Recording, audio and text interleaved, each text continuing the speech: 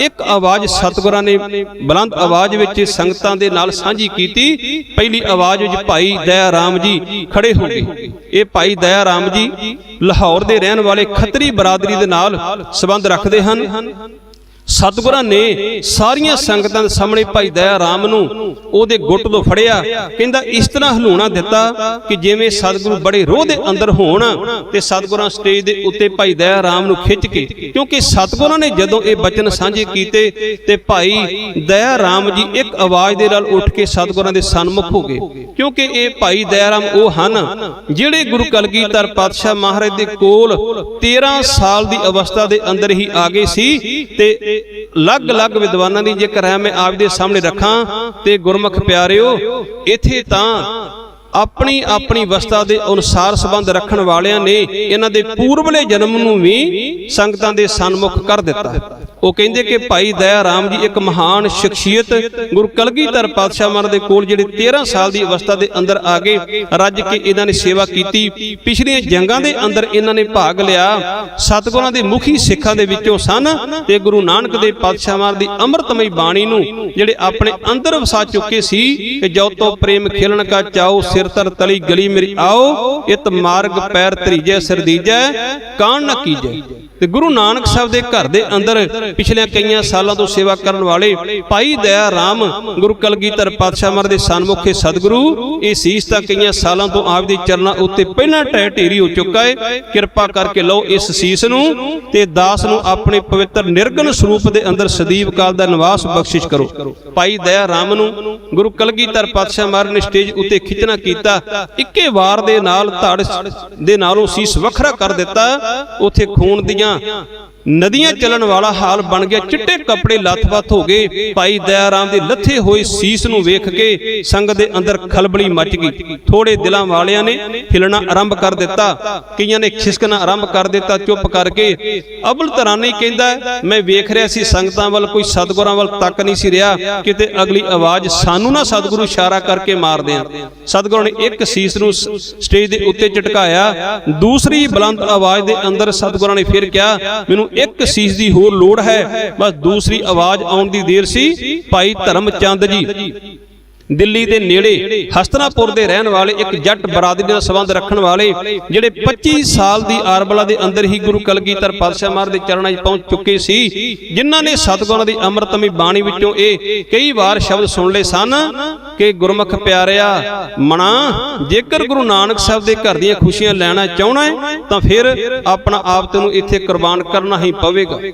पहला इत्थे अपना आप कुर्बान करना पैंदा है, फिर उस तो बाद किते गुरु नानक साहब दी घर दी खुशी प्राप्त हुंदियां हन। कबीर जिस मरने ते जग डरे मेरे मन आनंद, मरने ही ते पाइए पूर्ण परमा आनंद। जिन्हां ने आवाज़ां गुरु नानक साहब दे घर दे विचों सुन के अपने हिरदे अंदर समाईयां होईयां सन, वो किवें सतगुरां नूं सीस प्रदान न करदे। दूसरी आवाज़ दे अंदर भाई धर्मचंद जी जिहड़े हस्तनापुर दे रहन वाले हन, ये दिल्ली तो बाहर मेरठ डिस्ट्रिक्ट दे अंदर एक छोटा जिहा कस्बा हस्तनापुर, भावें इन्हां नूं दिल्ली दे रहन वाले जट सिख आख्या जांदा, पर गुरमुखो सच ये है कि अज ये नगर यूपी दे विच पैंदा है। इन्हां दे स्थान नूं खोज करके उत्थे गुरमुख प्यारियां हस्तियां ने इन्हां दे जन्म स्थान दे उत्ते महान गुरुद्वारा साहिब बनाउण दी सेवा आरंभ कीती हुई है। भाई धर्मचंद जी खड़े हुए। गुरु कलगीधर पातशाह महाराज ने दूसरे श्री साहब दे वार दे नाल भाई धर्मचंद दे सीस नूं भी धड़ तों वखरा कर दिता। जदों दो सीस धड़ तों वखरे हो गए, उस समय संगतां ने गुप्त ही तंबूआं नूं चक चक के भजना आरंभ कर दिता ते मसंदां ने जाके सत्कारयोग माता गुजर कौर जी नूं बेनती भी करनी आरंभ कर दी।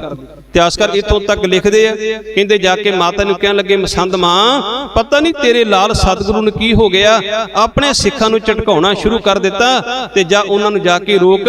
असीं चाहुंदे हां कि टिक्के अजीत सिंह नूं गुरता गद्दी ते सभायमान कीता जावे ते गुरु कलगीधर पातशाह महाराज दे लगदा कि दिमाग नूं कुछ हो गया। माता गुजर कौर जी कहण लगे मसंदो मेरा अंदरों आत्मा दे विचों एक आवाज पैदा हो रही है कि मेरा लाल जो कुछ कर रहा है वो बिल्कुल ठीक कर रहा है। मेरे दिल दे अंदर किसी किस्म का कोई शंका नहीं, जो कुछ हो रहा भली विच हो रहा है, पर मैं उन्हां दी आगे तो बिना दीवान दे अंदर नहीं जा सकती।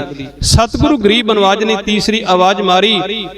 तीसरी आवाज दे नाल भाई हिम्मत राय ਇਹ ਗੁਰਮੁਖ ਪਿਆਰੇ ਜਗਨਨਾਥਪੁਰੀ ਉੜੀਸਾ ਦੇ ਰਹਿਣ ਵਾਲੇ ਜਦੋਂ ਇਹਨਾਂ ਨੇ ਗੁਰੂ ਕਲਗੀਧਰ ਪਾਤਸ਼ਾਹ ਮਹਾਰਾਜ ਜੀ ਨੂੰ ਆ ਕੇ ਸੀਸ ਕੁਰਬਾਨ ਕੀਤਾ, ਗੁਰਮੁਖੋ ਇਹ ਉਹ ਭਾਈ ਹਿੰਮਤ ਸਿੰਘ ਨੇ ਜਿਨ੍ਹਾਂ ਦਾ ਨਾਮ ਅਜੇ ਹਿੰਮਤ ਰਾਏ ਹੈ। ਬਾਅਦ ਸਿੰਘ ਇਹ ਬਣ ਗਏ ਇਹ ਉਸੇ ਛਜੂ ਝੀਵਰ ਦੇ ਪੋਤਰੇ ਨੇ ਜਿਨ੍ਹਾਂ ਨੂੰ ਗੁਰੂ ਹਰਿਕ੍ਰਿਸ਼ਨ ਪਾਤਸ਼ਾਹ ਮਹਾਰਾਜ ਨੇ ਪੰਜੋਖੜੇ ਦੀ ਧਰਤੀ ਦੇ ਉੱਤੇ ਆਤਮਿਕ ਗਿਆਨ ਦੀ ਦਾਤ ਬਖਸ਼ ਕੇ ਨਵਾਜਣਾ ਕੀਤਾ ਸੀ।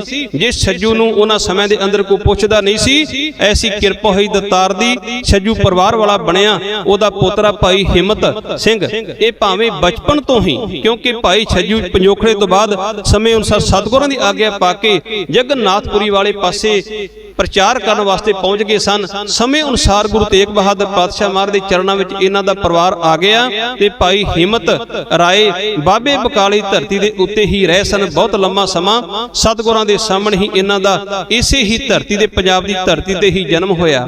ਸਮਾਂ ਆਪਣੀ ਚਾਲ ਚੱਲਿਆ, ਸਤਿਗੁਰਾਂ ਨੇ ਚੌਥੀ ਆਵਾਜ਼ ਮਾਰੀ, ਭਾਈ ਮੋਹਕਮ ਚੰਦ ਖੜੇ ਹੋ ਕੇ ਆ ਗਏ। ਇਹ ਮੋਹਕਮ ਚੰਦ ਦਵਾਰਕਾ ਦਾ ਰਹਿਣ ਵਾਲਾ, ਸ਼ਿੰਬੇ ਬਰਾਦਰੀ ਦੇ ਨਾਲ ਸੰਬੰਧ ਰੱਖਣ ਵਾਲਾ ਇਹ ਗੁਰਮੁਖ ਪਿਆਰਾ ਜਿਹੜਾ ਗੁਰੂ ਕਲਗੀਧਰ ਪਾਤਸ਼ਾਹ ਮਹਾਰਾਜ ਦੇ ਕੋਲ ਲਗਭਗ 15 ਸਾਲ ਦੀ ਆਰਬਲਾ ਵਿੱਚ ਪਹੁੰਚ ਚੁੱਕਾ ਸੀ।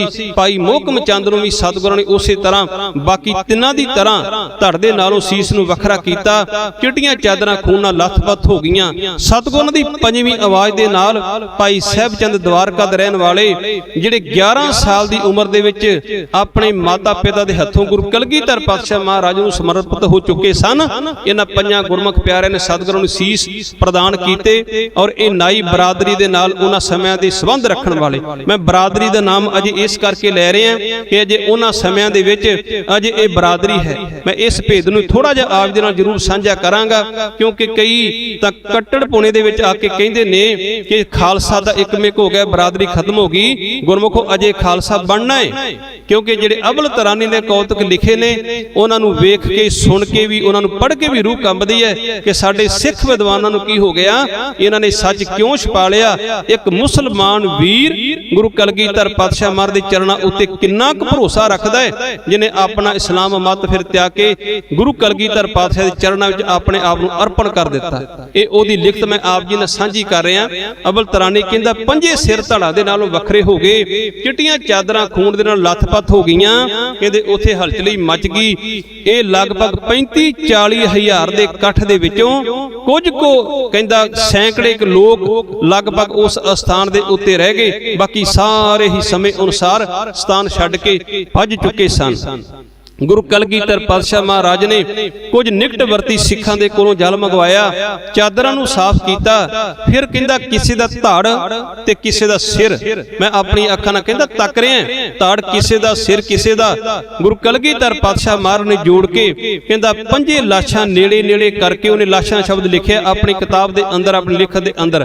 ਕਹਿੰਦਾ ਕਿਸੇ ਦਾ ਧੜ ਕਿਸੇ ਦਾ ਸਿਰ ਇਕੱਠਿਆਂ ਕਰਕੇ ਉਹਦੇ ਉੱਤੇ ਚਿੱਟਾ ਚਾਦਰਾ ਪਾ ਦਿੱਤਾ ਤੇ ਕੁਝ ਲਗਭਗ ਪੈਰ ਕੋ ਸਮਾਂ ਕਿਸੇ ਅਗੰਮੀ ਤਾਕਤ ਦੇ ਨਾਲ ਗੁਰੂ ਕਲਗੀਧਰ ਪਾਤਸ਼ਾਹ ਮਹਾਰਾਜ ਨੇ ਇਹਨਾਂ ਨੂੰ ਸੀਲ ਦਿੱਤਾ। ਪਰ ਇਹ ਭੇਦ ਬਾਅਦ ਵਿੱਚ ਜਾ ਕੇ ਖੁੱਲਿਆ। ਕਹਿੰਦੇ ਉਸ ਤੋਂ ਬਾਅਦ ਗੁਰੂ ਕਲਗੀਧਰ ਪਾਤਸ਼ਾਹ ਮਹਾਰਾਜ ਨੇ ਕਹਿੰਦਾ ਇੱਕ ਕੜਾਈ ਮੰਗਾਈ ਜਿਹਨੂੰ ਕੁੰਡੇ ਨਹੀਂ ਸਨ ਲੱਗੇ। ਕਹਿਣ ਤੋਂ ਭਾਵ ਕਿ ਸਤਿਗੁਰਾਂ ਨੇ ਉਹ ਬਾਟਾ ਮੰਗਾਇਆ।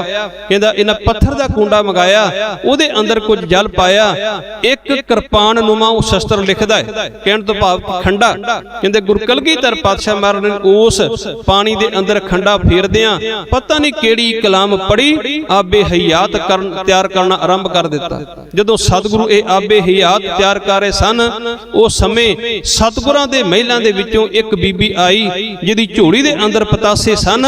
ਉਸ ਬੀਬੀ ਨੇ ਆ ਕੇ ਉਹ ਪਤਾਸੇ ਵੀ ਉਸ ਬਾਟੇ ਦੇ ਵਿੱਚ ਲੱਦ ਦਿੱਤੇ। ਜਦੋਂ ਉਹ ਪਤਾਸੇ ਲੱਦੇ, ਸਤਿਗੁਰੂ ਕਹਿਣ ਲੱਗੇ ਵਾਹ ਤੇਰੀ ਵੀ ਜ਼ਰੂਰਤ ਸੀ ਸਮੇਂ ਅਨੁਸਾਰ ਇਸ ਖਾਲਸੇ ਨੂੰ ਮਾਂ ਦਾ ਪਿਆਰ ਵੀ ਚਾਹੀਦਾ ਸੀ। ਇੱਥੇ ਕੁਝ ਵਿਦਵਾਨਾਂ ਨੇ ਮਾਤਾ ਸਾਹਿਬ ਕੌਰ ਜੀ ਦਾ ਨਾਮ ਲਿਖਿਆ, ਪਰ ਯਾਦ ਰਹੇ ਗੁਰਮੁਖ ਪਿਆਰਿਓ ਮਾਤਾ ਸਾਹਿਬ ਕੌਰ ਜੀ ਦਾ ਡੋਲਾ 1 ਸਾਲ ਬਾਅਦ ਭਾਵ ਕਿ 1700 ਸਨ ਦੇ ਅੰਦਰ ਵਿਸਾਖੀ ਤੋਂ ਇੱਕ ਦਿਨ ਪਹਿਲਾਂ ਅਨੰਦਪੁਰ ਸਾਹਿਬ ਦੀ ਪਾਵਨ ਧਰਤੀ ਤੇ ਰੋਹਤਾਸ ਤੋਂ ਚੱਲ ਕੇ ਆਇਆ ਸੀ। ਅਜੇ ਮਾਤਾ ਸਾਹਿਬ ਕੌਰ ਜੀ ਇਸ ਧਰਤੀ ਉੱਤੇ ਨਹੀਂ ਆਏ। ਇਹ ਪਤਾਸੇ ਮਾਤਾ ਅਜੀਤ ਕੌਰ ਜੀ ਨੇ ਪਾਏ ਸਨ ਆਪਣੀ ਝੋਲੀ ਦੇ ਵਿੱਚੋਂ। ਹੁਣ ਸਤਿਕਾਰਯੋਗ ਮਾਤਾ ਜੀ ਨੇ ਉਸੇ ਸਥਾਨ ਦੇ ਉੱਤੇ ਬੈਠਣਾ ਕੀਤਾ। ਗੁਰੂ ਕਲਗੀਧਰ ਪਾਤਸ਼ਾਹ ਮਹਾਰਾਜ ਨੇ ਅਬਲ ਤਰਾਨੇ ਕਹਿੰਦਾ ਕੋਈ ਅੱਧਾ ਕੋ ਪੈਰ ਉਸ ਖੰਡੇ ਨੂੰ ਹਿਲਾਉਣਾ ਕੀਤਾ, ਜਲ ਦੇ ਵਿੱਚ ਫੇਰਦੇ ਰਹੇ, ਕੋਈ ਅਗੰਮੀ ਕਲਾਮ ਪੜ੍ਹਦੇ ਰਹੇ, ਜਿਹਦੇ ਨਾਲ ਸਮੇਂ ਅਨੁਸਾਰ ਆਬੇ ਹਯਾਤ ਤਿਆਰ ਹੋਇਆ।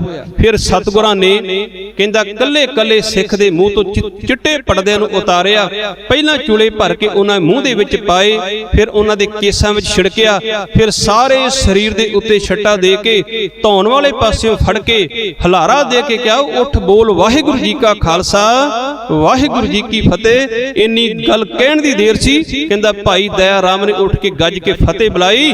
ਸਾਰੀਆਂ ਸੰਗਤਾਂ ਦੇ ਮੂੰਹ ਅੱਡੇ ਰਹਿ ਗਏ, ਅੱਖਾਂ ਅੱਡੀਆਂ ਰਹਿ ਗਈਆਂ। ਇਹ ਕੀ ਬਣਿਆ? ਲੱਥਾ ਹੋਇਆ ਸਿਰ ਧੜ ਦੇ ਨਾਲ ਕਿਵੇਂ ਜੁੜ ਗਏ? ਅਬਲ ਤਰਾਨੀ ਕਹਿੰਦਾ ਪੰਜਾਂ ਸਿੰਘਾਂ ਨੂੰ ਗੁਰੂ ਕਲਗੀਧਰ ਪਾਤਸ਼ਾਹ ਮਹਾਰਾਜ ਨੇ ਵਾਰੀ ਵਾਰੀ ਇਸੇ ਤਰੀਕੇ ਨਾਲ ਅੰਮ੍ਰਿਤ ਪ੍ਰਦਾਨ ਕਰਵਾਇਆ, ਸਾਰਿਆਂ ਸਿੰਘਾਂ ਨੂੰ ਖੜਿਆਂ ਕੀਤਾ। ਉਸ ਸਮੇਂ ਉਹਨਾਂ ਦੇ ਕੱਪੜੇ ਖੂਨ ਨਾਲ ਭਿੱਜੇ ਸਨ, ਪਰ ਅੱਜ ਉਹ ਮਰ ਜੀਵੜੇ ਇਸ ਧਰਤੀ ਦੇ ਉੱਤੇ ਜਿਹੜੇ ਪੰਜਾਂ ਦੇ ਰੂਪ ਦੇ ਅੰਦਰ ਪੂਰਨ ਤੌਰ ਤੇ ਨਜ਼ਰ ਆ ਰਹੇ ਸਨ। ਪਰ ਗੱਲ ਸਮਝ ਵਿੱਚ ਨਹੀਂ ਸੀ ਪੈਂਦੀ, ਕਿਹਦਾ ਧੜ ਤੇ ਕਿਹਦਾ ਸਿਰ ਕਿਹਦੇ ਨਾਲ ਜੁੜਿਆ ਹੋਵੇਗਾ, ਇਹ ਕੀ ਬਣ ਗਿਆ। ਕਿਉਂਕਿ ਖਾਲਸਾ ਸ਼ਬਦ ਜਿਹਦੀ ਵਿਚਾਰ ਆਪਾਂ ਆਰੰਭ ਦੇ ਵਿੱਚ ਕੀਤੀ ਸੀ, ਖਾਲਸਾ ਸ਼ਬਦ ਦਾ ਅਰਥ ਇਹ ਹੁੰਦਾ ਜਿਹੜਾ ਪੂਰਨ ਤੌਰ ਤੇ ਖਾਲਸਾ ਹੋਵੇ। ਗੁਰਮੁਖ ਹੁਣ ਜਾਤ ਬਰਾਦਰੀਆਂ ਖਤਮ ਹੋ ਗਈਆਂ। ਹੁਣ ਨਾ ਕੋਈ ਕਵੇ ਕਿ ਜਾਤ ਬਰਾਦਰੀ ਕਿਹੜੀ ਕਿਹਦੀ ਸੀ। ਉਹ ਸਮਾਂ ਸੀ ਜਦੋਂ ਕੋਈ ਖੱਤਰੀ ਬਰਾਦਰੀ ਨਾਲ ਸੰਬੰਧ ਰੱਖਦਾ ਸਰੀਰ ਸੀ, ਕੋਈ ਜੱਟ ਸੀ, ਕੋਈ ਝੀਵਰ ਸੀ, ਕੋਈ ਨਾਈ ਸੀ, ਆਪਣੀ ਆਪਣੀਆਂ ਬਰਾਦਰੀਆਂ ਦੇ ਨਾਲ ਸੰਬੰਧ ਰੱਖਣ ਵਾਲੇ ਸਨ। ਪਰ ਜਦੋਂ ਪੰਜਾਂ ਦੇ ਧੜ ਤੇ ਸਿਰ ਇੱਕਮਿਕ ਹੋ ਗਏ, ਬਰਾਦਰੀਆਂ ਖਤਮ ਹੋ ਗਈਆਂ। ਹੁਣ ਗੁਰੂ ਕਲਗੀਧਰ ਪਾਤਸ਼ਾਹ ਮਹਾਰਾਜ ਨੇ ਉਹਨਾਂ ਪੰਜਾਂ ਨੂੰ ਪਿਛਲੇ ਤੰਬੂ ਦੇ ਵਿੱਚ ਲਿਜਾਣਾ ਕੀਤਾ। ਕੁਝ ਕੁ ਸਮੇਂ ਬਾਅਦ ਉਹਨਾਂ ਦੇ ਬਸਤਰ ਬਦਲੇ ਗਏ ਤੇ ਗੁਰੂ ਕਲਗੀਧਰ ਪਾਤਸ਼ਾਹ ਮਹਾਰਾਜ ਉਹਨਾਂ ਪੰਜਾਂ ਦੇ ਬਸਤਰਾਂ ਨੂੰ ਤਬਦੀਲ ਕਰਕੇ ਫਿਰ ਉਸ ਤੰਬੂ ਦੇ ਵਿੱਚੋਂ ਸਤਿਗੁਰੂ ਜੀ ਬਾਹਰਲੇ ਪਾਸੇ ਆਏ। ਅਲੱਗ-ਅਲੱਗ ਵਿਦਵਾਨਾਂ ਨੇ ਇੱਥੇ ਅਲੱਗ-ਅਲੱਗ ਰਾਇਆਂ ਪੇਸ਼ ਕੀਤੀਆਂ। ਕੋਈ ਕਹਿੰਦਾ ਹੈ ਕਿ ਉਹਨਾਂ ਦੇ ਚਿੱਟੇ ਬਸਤਰ ਸਨ, ਕੋਈ ਕਹਿੰਦਾ ਕਿ ਉਹਨਾਂ ਦੇ ਬਸਤਰ ਜਿਹੜੇ ਨੀਲੇ ਰੰਗ ਦੇ ਸੀ। ਪਰ ਜ਼ਿਆਦਾਤਰ ਵਿਦਵਾਨਾਂ ਦੀ ਰਾਏ ਦੇ ਵਿੱਚੋਂ ਸਾਨੂੰ ਇਹੀ ਕੁਝ ਪ੍ਰਾਪਤ ਹੁੰਦਾ ਹੈ ਕਿ ਗੁਰੂ ਕਲਗੀਧਰ ਪਾਤਸ਼ਾਹ ਮਹਾਰਾਜ ਜੀ ਨੇ ਜਿਹੜੇ ਬਸਤਰ ਉਸ ਸਮੇਂ ਸਿੰਘਾਂ ਨੂੰ ਪਵਾਏ, ਅਸਲ ਵਿੱਚ ਉਹ ਬਸਤਰ ਨੀਲੇ ਰੰਗ ਦੇ ਸਨ। ਹੁਣ ਪੰਜਾਂ ਸਿੰਘਾਂ ਨੂੰ ਗੁਰੂ ਕਲਗੀਧਰ ਪਾਤਸ਼ਾਹ ਮਹਾਰਾਜ ਜੀ ਨੇ ਆਪਣੇ ਸਨਮੁਖ ਖੜਿਆਂ ਕਰ ਲਿਆ ਤੇ ਪੰਜਾਂ ਨੂੰ ਖੜਿਆਂ ਕਰਨ ਤੋਂ ਬਾਅਦ ਸਾਹਿਬ ਜੀ ਨੇ ਫਿਰ ਉਹਨਾਂ ਦੇ ਕੋਲੋਂ ਵੀ ਅੰਮ੍ਰਿਤ ਦੀ ਦਾਤ ਆਪ ਮੰਗਣ ਵਾਸਤੇ ਸਤਿਗੁਰਾਂ ਨੇ ਆਪਣੇ ਹੱਥ ਜੋੜ ਕੇ ਪੰਜਾਂ ਸਿੰਘਾਂ ਦੇ ਸਨਮੁਖ ਹੋ ਕੇ ਸਤਿਗੁਰੂ ਜੀ ਕੁਝ ਬਚਨ ਸਾਂਝਾ ਕਰਦੇ ਹਨ। ਕਹਿਣ ਲੱਗੇ, ਗੁਰਮੁਖ ਪਿਆਰਿਓ, ਭਾਈ ਦਇਆ ਸਿੰਘ, ਭਾਈ ਧਰਮ ਸਿੰਘ, ਸਤਿਗੁਰੂ ਗਰੀਬ ਨਵਾਜ ਨੇ ਇਹ ਨਾਮ ਪੰਜਾਂ ਸਿੰਘਾਂ ਨੂੰ ਪ੍ਰਦਾਨ ਕਰ ਦਿੱਤੇ। ਭਾਈ ਦਇਆ ਰਾਮ ਤੋਂ ਭਾਈ ਦਇਆ ਸਿੰਘ ਬਣ ਗਏ, ਭਾਈ ਧਰਮ ਸਿੰਘ, ਭਾਈ ਹਿੰਮਤ ਸਿੰਘ, ਭਾਈ ਮੋਹਕਮ ਸਿੰਘ ਤੇ ਭਾਈ ਸਾਹਿਬ ਸਿੰਘ ਜੀ। ਪੰਜ ਨਾਮ ਤਿਆਰ ਹੋਏ। ਪੰਜਾਂ ਨੂੰ ਇੱਕ ਲਾਈਨ ਦੇ ਅੰਦਰ ਖੜਿਆਂ ਕਰਕੇ ਗੁਰੂ ਕਲਗੀਧਰ ਪਾਤਸ਼ਾਹ ਮਹਾਰਾਜ ਨੇ ਪੰਜਾਂ ਦੇ ਕੋਲੋਂ ਫਿਰ ਆਪ ਅੰਮ੍ਰਿਤ ਦੀ ਦਾਤ ਪ੍ਰਾਪਤ ਕਰਨ ਵਾਸਤੇ ਹੱਥ ਜੋੜ ਕੇ ਬੇਨਤੀ ਕੀਤੀ। ਤੇ ਉਸ ਸਮੇਂ ਅਲੱਗ-ਅਲੱਗ ਵਿਦਵਾਨਾਂ ਦੀਆਂ ਰਾਇਆਂ ਹਨ। ਕਹਿਣ ਲੱਗੇ, ਭਾਈ ਦਇਆ ਸਿੰਘ ਕਹਿਣ ਲੱਗੇ, ਸਤਿਗੁਰੂ ਜੀ, ਜਦੋਂ ਸਾਨੂੰ ਆਪ ਜੀ ਨੇ ਅੰਮ੍ਰਿਤ ਬਖਸ਼ਿਸ਼ ਕੀਤਾ ਸੀ ਤੇ ਸਾਡੇ ਕੋਲੋਂ ਸੀਸ ਲਿਆ ਸੀ, ਸਤਿਗੁਰੂ ਜੀ ਆਪ ਜੀ ਇਸ ਅੰਮ੍ਰਿਤ ਦੇ ਬਦਲੇ ਕੀ ਕੁਝ ਸਿੱਖ ਜਗ ਦੀ ਝੋਲੀ ਅੰਦਰ ਪਾ ਰਹੇ ਹੋ। ਮੈਂ ਇੱਥੇ ਇੱਕ ਹੋਰ ਬੇਨਤੀ ਕਰਦਾ ਜਾਵਾਂ। ਸਭ ਤੋਂ ਪਹਿਲਾਂ ਭਾਈ ਦਇਆ ਰਾਮ ਨੇ ਹੱਥ ਜੋੜ ਕੇ ਬੇਨਤੀ ਕੀਤੀ ਹੈ, ਕਲਗੀਧਰ ਪਾਤਸ਼ਾਹ ਮਹਾਰਾਜ, ਸਤਿਗੁਰੂ, ਅਸੀਂ ਉਹ ਇੱਕ ਅਣਜਾਣ ਜਿਹੇ ਜੀਵ ਹਾਂ ਜਿਹੜੇ ਆਪ ਜੀ ਦੀ ਕਿਰਪਾ ਸਦਕਾ ਇੱਥੋਂ ਤੱਕ ਪਹੁੰਚੇ ਤੇ ਸਤਿਗੁਰੂ ਆਪ ਜੀ ਸਾਡੇ ਕੋਲ ਅੰਮ੍ਰਿਤ ਦੀ ਦਾਤ ਆਪ ਮੰਗ ਰਹੇ ਹੋ। ਤੇ ਗੁਰੂ ਕਲਗੀਧਰ ਪਾਤਸ਼ਾਹ ਮਾਰੇ ਕਹਿਣ ਲੱਗੇ ਸੀ, ਸਤਿਗੁਰੂ ਕਹਿਣ ਲੱਗੇ, ਦਇਆ ਸਿੰਘਾ, ਮੈਂ ਦਇਆ ਰਾਮ ਤੋਂ ਦਇਆ ਸਿੰਘ ਦੇ ਬਣਾ ਸਕਦਾ ਹੈ, ਪਰ ਸੱਚ ਹੈ ਮੈਂ ਗੋਬਿੰਦ ਰਾਏ ਤੋਂ ਗੋਬਿੰਦ ਸਿੰਘ ਨਹੀਂ ਬਣ ਸਕਦਾ। ਇਹਨਾਂ ਪੰਜਾਂ ਨੂੰ ਸਤਿਗੁਰਾਂ ਨੇ ਸਿੰਘ ਦਾ ਦਰਜਾ ਪ੍ਰਦਾਨ ਕੀਤਾ। ਇਸ ਪੰਜੇ ਗੁਰਮੁਖ ਪਿਆਰੇ ਇੱਕ ਲਾਈਨ ਦੇ ਅੰਦਰ ਖੜੇ ਹੋਏ। ਗੁਰੂ ਕਲਗੀਧਰ ਪਾਤਸ਼ਾਹ ਮਹਾਰਾਜ ਨੇ ਬਚਨ ਸਾਂਝਾ ਕੀਤਾ ਕਿ ਗੁਰਮੁਖੋ, ਇਹ ਪੰਜਾਂ ਦੇ ਕੋਲੋਂ ਹੀ ਮੈਨੂੰ ਅੰਮ੍ਰਿਤ ਦੀ ਦਾਤ ਪ੍ਰਾਪਤ ਹੋਣੀ ਚਾਹੀਦੀ ਹੈ, ਕਿਉਂਕਿ ਗੁਰੂ ਨਾਨਕ ਸਾਹਿਬ ਦੇ ਘਰ ਦਾ ਇੱਕ ਬਿਰਧ ਰਿਹਾ ਆਰੰਭ ਦੇ ਵਿੱਚ। ਸਤਿਗੁਰਾਂ ਨੇ ਆਪਣੇ ਸੇਵਕਾਂ ਨੂੰ ਜਦੋਂ ਇਸ ਚੀਜ਼ ਦੇ ਲਾਇਕ ਸਮਝ ਲਿਆ ਕਿ ਗੁਰਤਾ ਗੱਦੀ ਤੇ ਸੁਭਾਏਮਾਨ ਹੋਣ ਦੇ ਉਯੋਗ ਹਨ, ਉਦੋਂ ਉਹਨਾਂ ਨੇ ਗੁਰਤਾ ਗੱਦੀ ਤੇ ਸੁਭਾਏਮਾਨ ਹੋ ਕੇ ਆਪ ਸਿੱਖਾਂ ਦੀ ਤਰ੍ਹਾਂ ਨਮਸਕਾਰ ਕਰ ਦਿੱਤੀ। ਤੇ ਭਾਈ ਦਇਆ ਸਿੰਘ ਜੀ, ਜੇਕਰ ਮੈਂ ਆਪ ਜੀ ਦੇ ਕੋਲੋਂ ਇਹ ਅੰਮ੍ਰਿਤ ਦੀ ਦਾਤ ਮੰਗ ਰਿਹਾ ਤੇ ਇਹਦੇ ਵਿੱਚ ਦੱਸੋ ਕਿ ਮੈਂ ਵਾਅਦਾ ਕੀ ਕਰ ਰਿਹਾ। ਜਦੋਂ ਗੁਰੂ ਕਲਗੀਧਰ ਪਾਤਸ਼ਾਹ ਮਹਾਰਾਜ ਜੀ ਦੇ ਕੋਲੋਂ ਇਹ ਬਚਨ ਭਾਈ ਦਇਆ ਸਿੰਘ ਹੁਣਾਂ ਨੇ ਸਰਵਣ ਕੀਤੇ ਤਾਂ ਕੁਝ ਕੁ ਇਤਿਹਾਸਕਾਰਾਂ ਨੇ ਇਹ ਗੱਲ ਕਹੀ ਹੈ ਕਿ ਭਾਈ ਦਇਆ ਸਿੰਘ ਹੁਣਾਂ ਨੂੰ ਮੁਖਾਤਬ ਹੋ ਕੇ ਗੁਰੂ ਕਲਗੀਧਰ ਪਾਤਸ਼ਾਹ ਮਾਰੇ ਕਹਿਣ ਲੱਗੇ, ਗੁਰਮੁਖ ਪਿਆਰਿਓ, ਜਿਮ ਤੁਮ ਸ਼ਿਆਰ ਤੇ ਸਿੰਘ ਭਏ ਹੈ, ਅੰਮ੍ਰਿਤ ਛਕ ਕਰ ਤਿਆਰ ਹੋਏ ਹੈ। ਜਿਸ ਤਰ੍ਹਾਂ ਤੁਸੀਂ ਗਿੱਦੜਾਂ ਤੋਂ ਸ਼ੇਰ ਬਣੇ ਤੇ ਅੰਮ੍ਰਿਤ ਛਕ ਕੇ ਤਿਆਰ ਬਰ ਤਿਆਰ ਹੋ ਗਏ ਹੋ, ਤੇ ਮਮ ਦਾਸ ਪਰ ਕਿਰਪਾ ਕੀਜੇ, ਖੈਰ ਪੌਲ ਕੀ ਦਾਸ ਕੋ ਦੀਜੇ। ਕਹਿਣ ਲੱਗੇ ਇਹ ਦਾਤ ਪੌਲ ਦੀ ਮੇਰੀ ਵੀ ਝੋਲੀ ਅੰਦਰ ਤੁਸੀਂ ਪਾਉਣਾ ਕਰੋ। ਤੇ ਭਾਈ ਦਇਆ ਸਿੰਘ ਹੋਣਾ ਨੇ ਉਸ ਸਮੇਂ ਬਚਨ ਸਾਂਝੇ ਕੀਤੇ ਸੀ, ਸਤਿਗੁਰੂ ਜੀ ਅਸੀਂ ਇਸ ਅੰਮ੍ਰਿਤ ਦੀ ਖਾਤਰ ਆਪਣਾ ਸੀਸ ਕੁਰਬਾਨ ਕੀਤਾ ਏ, ਕਿਉਂਕਿ ਸਤਿਗੁਰਾਂ ਪਹਿਲਾਂ ਸੀਸ ਲਿਆ, ਬਾਅਦ ਦੇ ਅੰਦਰ ਆਪ ਜੀ ਨੇ ਅੰਮ੍ਰਿਤ ਦੀ ਦਾਤ ਸਾਡੀ ਝੋਲੀ ਅੰਦਰ ਪਾਈ। ਹੁਣ ਕਿਰਪਾ ਕਰਕੇ ਆਪ ਜੀ ਵੀ ਉਚਾਰਨ ਕਰੋ ਕਿ ਇਸ ਅੰਮ੍ਰਿਤ ਦੇ ਬਦਲੇ ਆਪ ਜੀ ਸਿੱਖ ਜਗ ਦੀ ਝੋਲੀ ਅੰਦਰ ਕੀ ਕੁਝ ਪਾਰੇ। ਕੁਝ ਵਿਦਵਾਨਾਂ ਦੀਆਂ ਰਾਇਆਂ ਹਨ, ਕਿਉਂਕਿ ਜਦੋਂ ਆਪਾਂ ਇਤਿਹਾਸ ਦੀ ਵਿਚਾਰ ਕਰਦੇ ਹਾਂ ਉਦੋਂ ਸਾਨੂੰ ਕੁਝ ਵਿਦਵਾਨਾਂ ਦੀਆਂ ਰਾਇਆਂ ਸਾਂਝੀਆਂ ਜ਼ਰੂਰ ਕਰਨੀਆਂ ਪੈਂਦੀਆਂ ਹਨ, ਭਾਵੇਂ ਕਿ ਗੁਰਮਤਿ ਦੇ ਪੱਖ ਤੋਂ ਵੇਖਿਆ ਜਾਵੇ ਗੁਰਬਾਣੀ ਦੇ ਅਨੁਸਾਰ ਕਿ ਸਿੱਖ ਸਤਿਗੁਰਾਂ ਨੂੰ ਇਉਂ ਨਹੀਂ ਕਹਿ ਸਕਦੇ, ਕਿਉਂਕਿ ਉਹ ਹੱਥ ਜੋੜ ਕੇ ਬੇਨਤੀਆਂ ਕਰ ਰਹੇ ਸਨ ਕਿ ਹੇ ਗਰੀਬ ਨਵਾਜ ਅਸੀਂ ਕੌਣ ਹੁੰਨੇ ਹਾਂ ਜੋ ਕੇਵਲ ਆਪ ਜੀ ਨੂੰ ਅਸੀਂ ਅੰਮ੍ਰਿਤ ਦੀ ਦਾਤ ਪ੍ਰਦਾਨ ਕਰੀਏ। ਇਸ ਕਰਕੇ ਸਤਿਗੁਰੂ ਜੀ ਆਪ ਜੀ ਹੀ ਇੱਕ ਉਹ ਮਹਾਨ ਸ਼ਖਸੀਅਤ ਹੋ ਸਤਿਗੁਰੂ ਜਿਨ੍ਹਾਂ ਨੇ ਸਾਨੂੰ ਮਰਿਆਂ ਨੂੰ ਜੀਵਨ ਪ੍ਰਦਾਨ ਕੀਤਾ, ਤੇ ਸਤਿਗੁਰੂ ਸਾਨੂੰ ਤੇ ਮਰਜੀਵੜੇ ਬਣਾ ਦਿੱਤਾ, ਜੀਵਨ ਜੁਗਤ ਬਖਸ਼ਿਸ਼ ਕੀਤੀ। ਤੇ ਸਤਿਗੁਰੂ ਇਹ ਦਾਤ ਕੇਵਲ ਆਪ ਜੀ ਦੇ ਕੋਲੋਂ ਹੀ ਸਿੱਖਾਂ ਨੂੰ ਪ੍ਰਦਾਨ ਹੋ ਸਕਦੀ ਹੈ। ਗੁਰੂ ਕਲਗੀਧਰ ਪਾਤਸ਼ਾਹ ਮਹਾਰਾਜ ਜੀ ਨੇ ਬਚਨ ਸਾਂਝਾ ਕੀਤਾ। ਸਤਿਗੁਰੂ ਕਹਿਣ ਲੱਗੇ ਭਾਈ ਦਇਆ ਸਿੰਘ ਜੀ ਦੱਸੋ ਤੁਸੀਂ ਕੀ ਚਾਹੁੰਦੇ ਹੋ। ਜਦੋਂ ਗੁਰੂ ਕਲਗੀਧਰ ਪਾਤਸ਼ਾਹ ਨੇ ਬਚਨ ਸਾਂਝਾ ਕੀਤਾ, ਕਹਿੰਦੇ ਕਿਹਾ ਦਇਆ ਸਿੰਘ ਬਣਨਾ ਕਠਨ ਹੈ, ਹਮ ਸਿੰਘ ਭਏ ਸੀਸ ਆਪਣਾ ਕਟਾਏ ਗਏ, पाछे तुम पौल दिया पहले हम शीश दिया, हम पौल देंगे तो क्या दोगे गणाए के।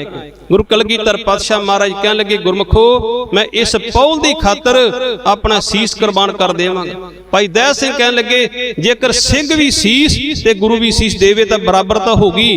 शीश की फीस होई सिंघण की रीस, पाछे आओ इस गली शीश तली पे टकाए।